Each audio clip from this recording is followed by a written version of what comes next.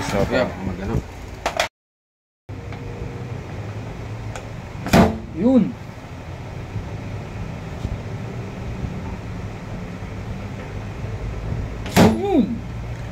Up mo. So dito yung nagkaroon ng damage mga kalupe. Yan.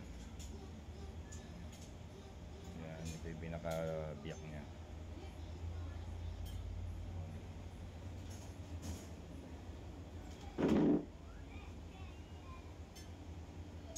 Yan o, ito niya reflection, buong buo.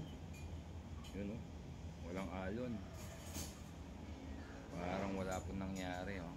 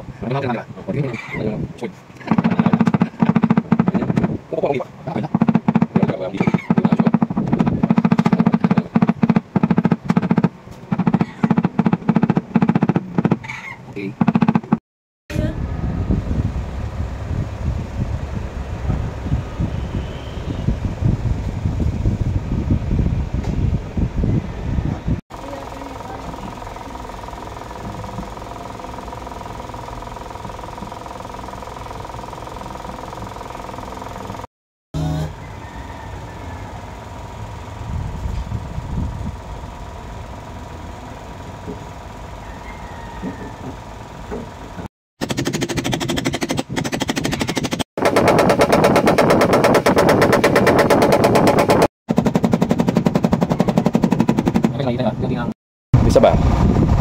Ano guys, nakikita nyo? Unti-unti niya nag-delay niya ng ano, maayos. Ganda. Kanina sabog-sabog. Ito ngayon, unti-unti na. Ito, gagawin natin to hanggang bukas. Kasi ngayon, nag-start tayo siguro mga alas 3 na. Dahil nagpaklas pa tayo sa loob eh. Pinaklas natin yung sidings. Titignan natin kung pwede doon magkaroon ng access. So ngayon, nakita ko, okay naman. So, dito ngayon. Dito ako nagpadaan ngayon ng access. Dito. Tingnan mo sa kami. Yan. Diyan ako nagpadaan ng access. Tapos, ito na nga. Unti nang nagkakaroon ng straight line, di ba? Galing mo talaga, pra. Tangin na. Hindi tayo magaling. Eh, dati hindi ka magaling eh.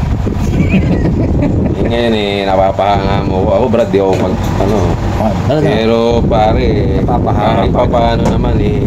Papahanga pa ba kita yan? Lagay na yan? Hindi na. Eh, kasi alam mo na eh. Ayoko bumibo kasi eh. Alam mo na yun. Hinihilo mo sila. Hindi sila hinihilo. Pinapakita ko lang, kita mo, yan pa yung naglilinisin. Kaya hanggang bukas tayo. Di ba? Ayan o. Tsaka ng oras na, alas 5 na. Pero kaya naman yan. Kaya lang ayaw mong maparupal yung gawa. Di ba? Natutunan ko sa iyo eh. Sige na, okay na. Okay. Okay. Ngayon guys, mga kayupe, hanggang bukas natin itong gagawin. Kasi nag-start tayo dito, alas 3 na. Nagpaklas pa tayo ng siding sa loob or rear interior. No? Kasi tinignan natin yung baka possible meron tayong tamaan dito sa loob. Kaya dapat number 1, yun ang uunahin nyo.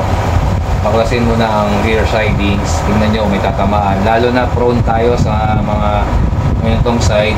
Andito yung evaporator ng aircon. Kahit na anong SUV, alin dito, left or sa right side, andun yung evaporator. So be sure na dapat wala doon. Kasi kung nandun, doon tayo gagawa ng move kung paano access ang gagawin natin. So dito, nakita ko, wala dito evaporator. So malaya tayo makakagawa dito ng kahit anong gawin natin wala tayong tatamaan. Okay? So, ang nagawa natin ngayon, yan pa lang mga kayube. Naibalik na rin natin kahit pa paano yung dent. Pero merong alon. Yun, may alon. Bukas, papatuloy natin gawa para matanggal yung alon na yan. Okay? So, yung pinaka-lilinisin natin ngayon mga kayube. No? Yung linya, no? Parang kumakuha. No? May alon. Maalon yung mga linya. Ayan. Tsaka dito sa baba.